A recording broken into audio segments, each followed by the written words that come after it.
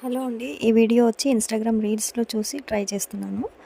ఈ కలర్ వచ్చేసి హోలీకి వాడగా మిగిలిన కలర్ అనమాట. దీనికోసం నేను ఒక వైట్ క్లాత్ అనేది తీసుకున్నానండి. దాని మీద ఇలా 5 ఇంచెస్ దగ్గర నేను మార్క్ అయితే చేసుకుంటున్నానండి. క్లాత్ వచ్చేసి ఫోల్డింగ్‌లో ఉందండి. ఫైనల్‌గా ఎలా వచ్చిందనేది నేను నెక్స్ట్ వీడియోలో పోస్ట్ చేస్తాను.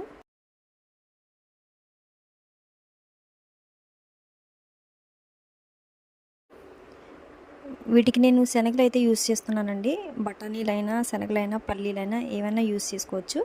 మనం మార్క్ చేసుకున్న ప్లేస్‌లో శనగను పెట్టి దారంతో క్లోజ్ చేసేయండి. ఇలా మొత్తం క్లాత్ అంతా చేసేయాలి. ఇప్పుడు మొత్తం క్లాత్ అంతా ఫినిష్ అయిపోయిందండి.